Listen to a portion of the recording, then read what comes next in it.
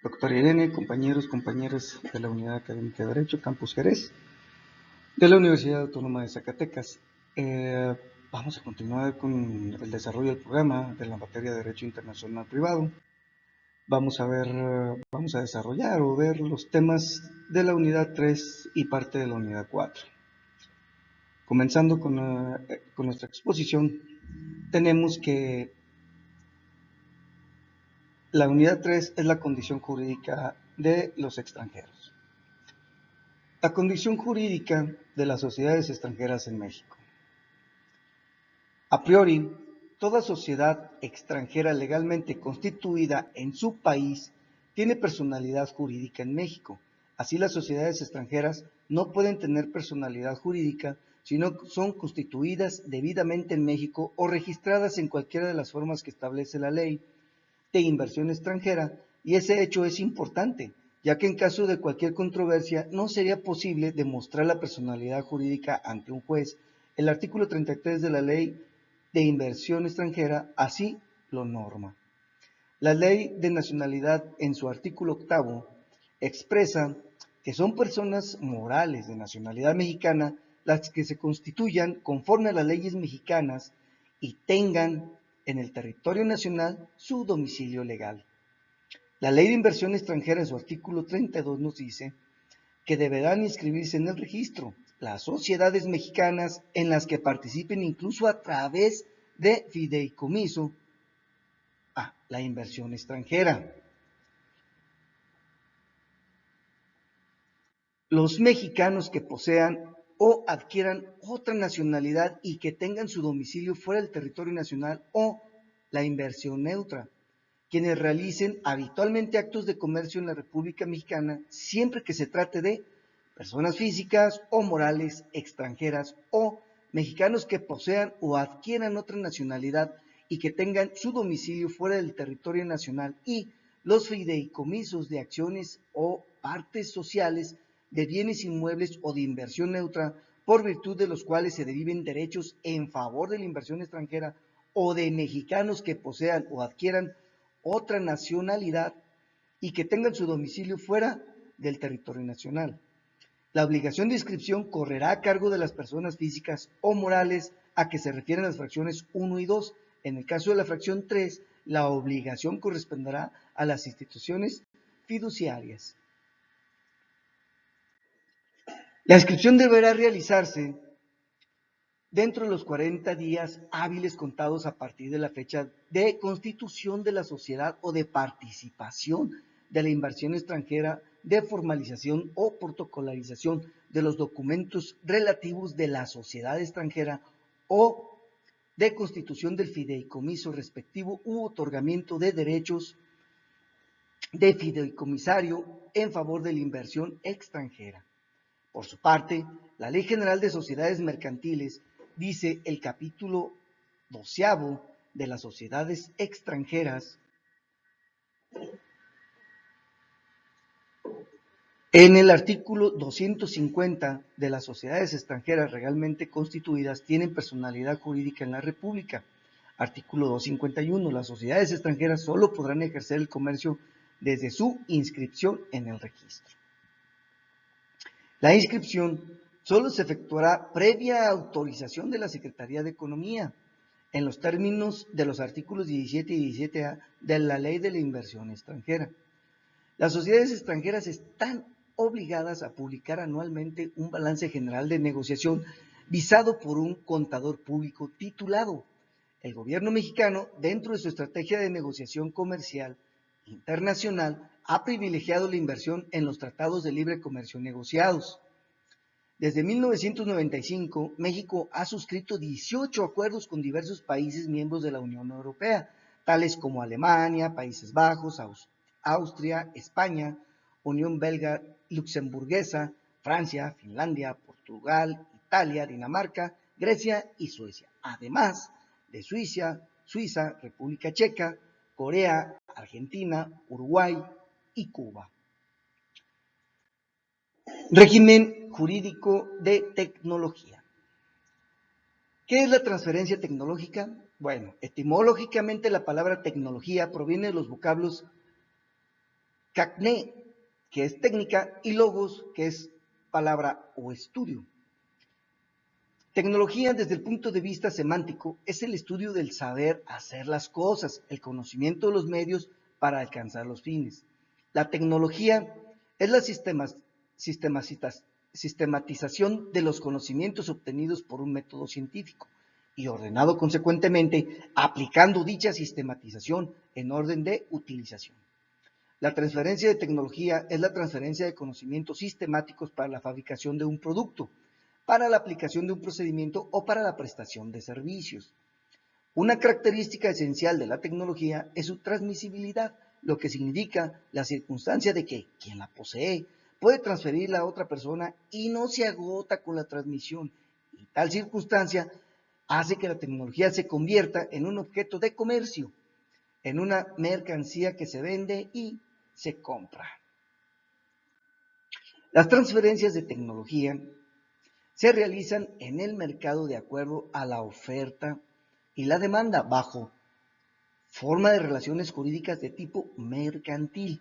De acuerdo con la Secretaría de la Conferencia de las Naciones Unidas sobre Comercio y Desarrollo, la tecnología asume cualquiera de las siguientes formas: como bienes de capital o bienes intermedios, en este caso se incorpora a ellos, trabajo humano, mano de obra a veces muy calificada y especializada, e información, generalmente de carácter técnico.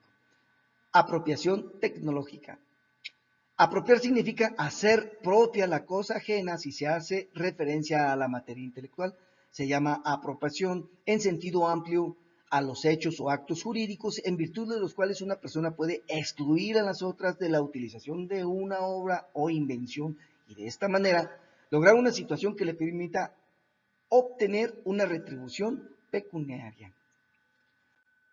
En sentido estricto de la apropiación, en el sentido estricto, la apropiación culmina con la obtención de un reconocimiento jurídico de un derecho subjetivo por el cual la invención u obra solo puede ser explotada por quien la creó o por la persona a quien su creador autorice expresamente. El derecho interviene regulando, por un lado, el proceso de apropiación y por otro, los derechos y deberes del titular del invento o de la obra. La apropiación tecnológica es entonces la manera en que la sociedad estimula la actividad innovadora de los inventores para que puedan disfrutar de un derecho sobre la obra o invento sin temor a ser despojados del mismo. La transferencia de tecnología en México. Como se mencionó, la tecnología es transmisible y existen diversas formas de llevarlas a cabo. De acuerdo con la UNCTAD, las principales formas a través de las cuales los países en desarrollo pueden acopiar tecnología son circulación de libros, publicaciones periódicas, así como otra información publicada, desplazamiento de personas de un país a otro, la enseñanza y la información profesional, el intercambio de información y personal dentro de un marco de programas de cooperación técnica, empleo de expertos extranjeros y acuerdos sobre asesoramiento, importación de maquinaria y equipo y documentación conexa, acuerdos de concesión de licencias sobre procedimientos de fabricación, uso de marcas comerciales, patentes e inversiones extranjeras directas. Tenemos que el proceso de la transferencia de tecnología tiene 4 etapas, las cuales son la selección, la negociación, la absorción y la adaptación o innovación. Las leyes y reglamentos sobre transferencia tecnológica son la Constitución Política de los Estados Unidos Mexicanos, que faculta al Congreso para expedir leyes tendientes a la regularización de la transferencia tecnológica y a la generación, difusión, aplicación de los conocimientos científicos y tecnológicos que requiere el desarrollo nacional. Las leyes que regulan la transferencia tecnológica son la Constitución Política de los Estados Unidos Mexicanos en su artículo 73, fracción 29-F, el artículo 73, el Congreso tiene la facultad para expedir leyes tendientes a la promoción de la inversión mexicana, la regularización de la inversión extranjera, la transferencia de tecnología y generación, difusión y aplicación de los conocimientos científicos y tecnológicos que requiere el desarrollo nacional. Ley de la propiedad industrial. El artículo primero de esta ley nos dice que las disposiciones de esta ley son de orden público y de observancia general en toda la República, sin prejuicio de lo establecido en los tratados internacionales de los que México sea parte. Su aplicación administrativa corresponde al Ejecutivo Federal por conducto del Instituto Mexicano de la Propiedad Industrial. Reglamento de la Propiedad Industrial, en su artículo primero, nos dice que el presente ordenamiento tiene por objeto reglamentar la ley de la propiedad industrial y su aplicación e interpretación para efectos administrativos. Corresponde al Instituto Mexicano de la Propiedad Industrial de Tratados Internacionales. La Ley de Invenciones y Marcas. Esta ley, vigente hasta el 27 de junio de 1991, fue abrogada y sustituida por la Ley de Fomento y Protección de la Propiedad Industrial, de fecha 26 de junio de 1991, entrando en vigor al día siguiente de su publicación. El artículo segundo de esta ley tiene por objeto establecer las bases para que las actividades industriales y comerciales del país tenga lugar un sistema permanente de perfeccionamiento de sus procesos y productos. Promover y fomentar la actividad inventiva de la aplicación industrial, las mejoras técnicas y la difusión de conocimientos tecnológicos dentro de los sectores productivos. Propiciar e impulsar el mejoramiento de la calidad de los bienes y servicios en la industria y en el comercio conforme a los intereses de los consumidores, y favorecer la creatividad para el diseño de la presentación de productos nuevos y útiles, así como proteger la propiedad industrial mediante la regulación y otorgamiento de patentes de invención, registros de modelos de utilidad, diseños industriales, marcas y avisos comerciales, publicación de nombres comerciales, declaración de protección de denominaciones de origen y regulación de secretos industriales. Prevenir los actos que atenten contra la propiedad industrial o que constituyan competencia desleal relacionada con la misma y establecer sanciones y penas respecto de ellos. Y establecer condiciones de seguridad jurídica entre las partes en la operación de franquicias, así como garantizar un trato no discriminatorio para todos los franquiciarios del mismo franquiciante. En la fracción quinta se aprecia como novedad la regulación de los secretos industriales. La fracción sexta establece como objeto de esta ley prevenir los actos que atenten contra la propiedad industrial o que constituyan competencia desleal relacionada con la misma y establecen sanciones y penas respecto a ellos. Artículo sexto. El Instituto Mexicano de la Propiedad Industrial, autoridad administrativa en materia de propiedad industrial, es un organismo descentralizado con personalidad jurídica y patrimonio propio, el cual tendrá las siguientes facultades. El Instituto Mexicano de la Propiedad Industrial es un organismo público descentralizado con personalidad jurídica y patrimonio propio y con autoridad legal para administrar el sistema de propiedad industrial en nuestro país. Se dice que su objetivo es garantizar que la intervención del Estado en el campo de la protección industrial otorgue a sus titulares la seguridad jurídica necesaria para que el aprovechamiento legítimo de su capacidad creativa e inventiva promueva la inversión privada, la creación de empleos, el desarrollo económico y en general la competitividad del país. Por otra parte, nuestro país, acorde al artículo 133 constitucional, ha celebrado diversos tratados internacionales con la intención de darle debida protección a comerciantes e industriales y brindarle mayor seguridad y garantías al consumidor. Respecto a los productos y servicios que utilizan, nuestra unidad 4, que es el conflicto de leyes y competencia judicial. Como punto número 1 tenemos el conflicto de las leyes. Antes de entrar al estudio del conflicto de las leyes es necesario comprender los conceptos relativos a la validez, la eficacia y los ámbitos de aplicación de las normas jurídicas. Número 1. Validez de la norma jurídica. En la vida social existe una serie de reglas sociales en diversos momentos nos indican cómo actuar o qué conducta debemos adoptar. Sin embargo, cuando nos referimos a las normas jurídicas, estamos analizando reglas diferentes. Tal es el caso de normas expedidas de conformidad a criterios y procedimientos previamente establecidos por otras normas que, a su vez, tienen validez. Estas normas son expedidas por el legislador o por el juez, o acordadas por las partes o por el órgano administrativo del Estado, que son los reglamentos, acuerdos, etcétera. Declarar que una norma vale significa que es obligatoria o, en diferentes palabras, que sus destinatarios deben hacer u omitir lo que en su contenido se manda. El fundamento de su validez reside en otras normas de rango más alto. La fuerza obligatoria de las reglas normativas no debe nunca buscarse en un hecho, por ejemplo, en que tal o cual autoridad las haya promulgado, ya que las normas válidas solo puede expedirlas una autoridad competente y a su vez la competencia únicamente puede fundarse en la norma que autoriza a un sujeto a formular otras normas. La eficacia de la norma jurídica. Además de la validez, la norma tiene otro elemento fundamental que es el de eficacia. Una norma es eficaz cuando se cumple.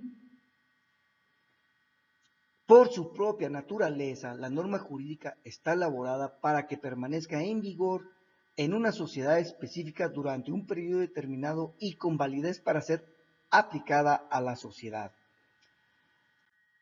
Los ámbitos de aplicación de la norma jurídica. Existen 4 ámbitos de aplicación de la norma jurídica, que es el espacial. Las normas jurídicas son elaboradas para aplicarse en una sociedad determinada y se pretende que su aplicación sea espacialmente limitada, es decir, en un territorio específico. Temporal. Las normas jurídicas nacen a la vida jurídica a partir de una fecha cierta, que puede ser la fecha de entrada en vigor de una ley que se publica en un diario o periódico oficial, o de igual manera podría tener una fecha en que dejan de estar en vigor, pero regularmente son de carácter permanente o indefinida. Personal. La norma jurídica tiene validez para toda la sociedad o parte de ella. Por ejemplo, el artículo 1 de la Constitución establece que todas las personas gozarán de los derechos humanos reconocidos en esta Constitución. Esto quiere decir que la norma se aplica a todos los individuos que se encuentren dentro del país, mexicanos, extranjeros, mujeres, hombres, católicos, judíos, etc.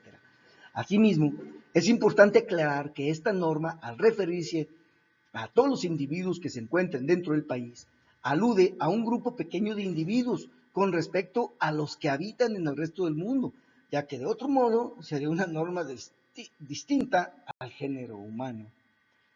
Material. En este ámbito de aplicación de las normas jurídicas, deriva el objeto que regula la norma. Así pues, tenemos normas administrativas que regulan la naturaleza y funciones de los órganos encargados de la administración pública. Entrando ya en materia, para comprender el concepto de conflictos, de leyes, debemos recurrir a su propia etimología, la cual señala que la palabra conflicto proviene del vocablo conflict, del latín de la época baja, conflictus, derivado del verbo confligere, colocar, golpear juntos. El problema llamado conflicto de leyes se presenta cada vez que una relación jurídica contiene 2 o más elementos que se vinculan con 2 o más sistemas jurídicos. Sin embargo, es importante subrayar el hecho de que la terminología conflicto de leyes por sí misma se presta a confusión. En efecto, no son las leyes las que entran en conflicto, sino los sistemas. En realidad no existe un verdadero conflicto de leyes en el sentido de que las leyes entran realmente en conflicto. Tal colisión de las reglas se presenta únicamente en los sistemas de personalidad de las leyes. Se puede hablar de conflicto de leyes interno cuando los estados federales, cada identidad federativa tiene sus propias normas, como es el caso de México, que en cada estado tiene sus propios códigos civiles, penales y de procedimientos. O bien de conflicto de leyes de carácter internacional, que se presenta entre sistemas jurídicos de estados soberanos e independientes. En este último caso, el objetivo es claro: reglamentar a nivel internacional el ejercicio de los derechos. 4.2. Diversos tipos de conflictos. Estos son los de competencia directa, que es la potestad jurídica que se confiere a un juez determinado para que decida directamente sobre un problema de conflicto de leyes. Competencia indirecta es la potestad jurídica que se confiere a un juez determinado para que reconozca y ejecute una sentencia que resuelva conflicto de leyes emitida por un juez distinto, normalmente extranjero. Conflictos de competencia judicial tienen lugar cuando dos o más órganos jurisdiccionales pretenden decidir de manera directa o indirecta sobre un mismo caso en que se ventila un problema derivado del tráfico jurídico internacional. El problema de los conflictos de leyes consiste en la determinación del derecho aplicable para resolver la relación jurídica en la cual existe por lo menos un elemento extraño. Existen otras diversas clasificaciones de los conflictos de leyes, nacionales e internacionales. El conflicto puede plantear a propósito de una relación jurídica vinculada con sistemas jurídicos de varios países o de sistemas jurídicos de los estados de un país de tipo federal. En el segundo de los conflictos de leyes en el ámbito nacional, ambos casos constituyen los conflictos de leyes en el espacio, por oposición a los llamados conflictos de leyes en el tiempo o conflictos móviles, que se presentan cuando una misma relación jurídica se encuentra sometida sucesivamente a varios sistemas jurídicos. Conflictos de leyes en el derecho administrativo. Los conflictos de leyes en el derecho administrativo es la incidencia procesal que supone el conocimiento de un mismo litigio por los tribunales, los cuales divergen en cuanto a la apreciación de su competencia.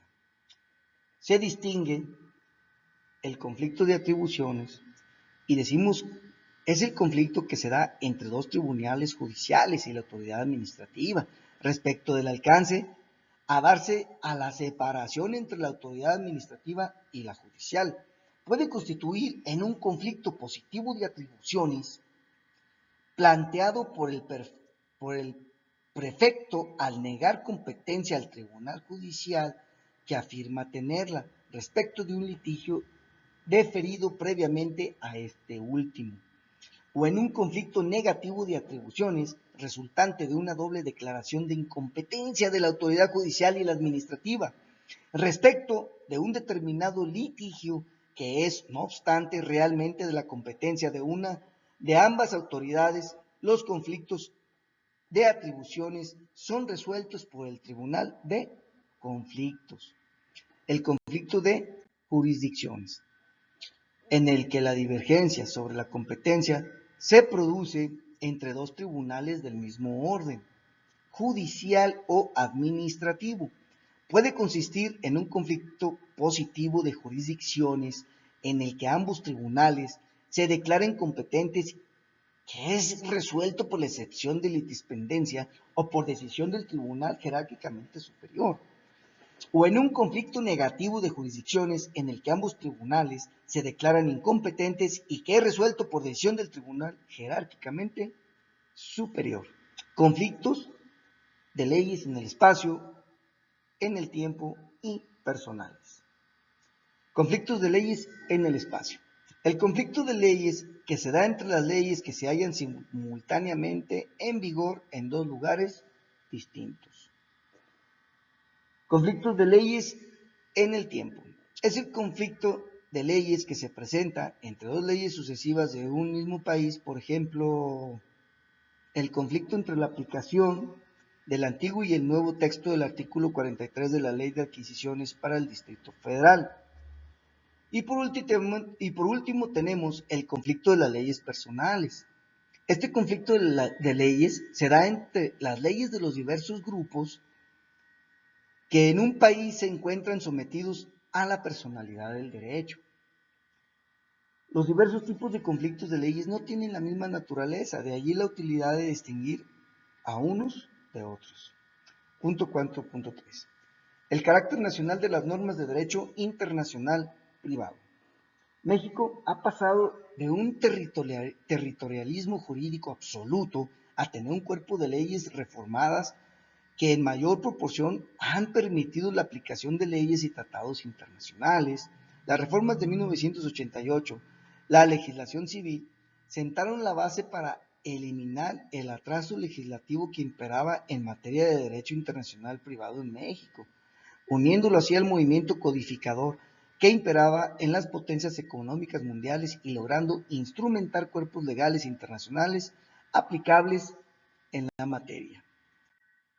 Con esta reforma, el artículo 12 del Código Civil Federal pasó a establecer un dogma territorial en el que las leyes mexicanas se aplicaban a todos los habitantes de la República, ya fuesen nacionales o extranjeros, domiciliados en ella o transeúntes, a una posibilidad más abierta en la que se prevé la aplicación del derecho extranjero y las previsiones de los tratados y convenciones en que México es parte. Así que se le dio entrada formal a la positivización del derecho internacional privado. México cuenta con tratados multilaterales firmados sobre esta materia, pudiendo destacar entre ellos el Estatuto de la Conferencia de la Haya del Derecho Internacional Privado, que a la fecha ha logrado avances significativos en la labor unificadora de las normas de derecho internacional privado, trayendo como resultado la creación subsecuente de diversos tratados que regulan sus miembros y que, de acuerdo con el artículo 133 de la Constitución mexicana, actualmente constituyen ley suprema en toda la Unión. Punto 4.4. Crítica a la denominación.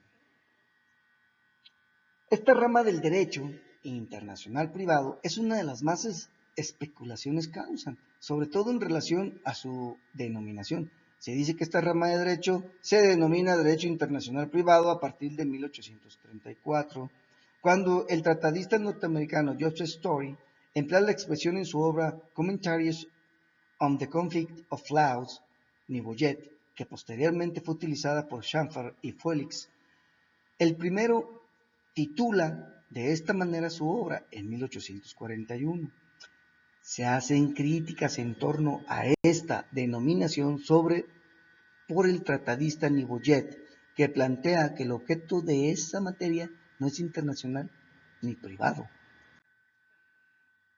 Arellano García coincide con esta posición estableciendo que el derecho internacional privado no es internacional porque las relaciones jurídicas regidas por el derecho internacional privado no son relaciones entre los estados, porque la norma jurídica aplicable para resolver el problema de simultaneidad de vigencia en infinidad de ocasiones es producto unilateral y por tanto es interna y no internacional, porque las normas materiales a las que se remiten el derecho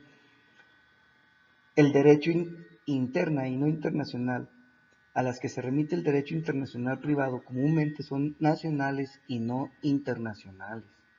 El derecho internacional privado no es privado porque las normas jurídicas del derecho internacional privado están constituidas por las relaciones jurídicas de subordinación. Además, las normas de derecho internacional privado son normas de vigencia y estas son tradicionalmente ubicadas en el derecho público. Aunque hay argumentos a favor de la denominación, sobre todo aquellos que sostienen que cuando se dice derecho internacional privado se indica una diferencia radical con el derecho internacional público, Sánchez de Bustamante, además de que esta denominación se utiliza en la mayor parte de los libros, revistas, tratados, planes de estudio, etc., sosteniendo que esta denominación se conserva por las siguientes razones. 1. La expresión no tiene la precisión científica deseable. Existen razones que pueden permitir conservar la denominación. No ha habido hasta la fecha una denominación con suficiente aceptación que permita un arraigo que sustituya a la actual. Y nos seguimos con el punto 4.5, que es aplicación de la ley en el tiempo y en el espacio.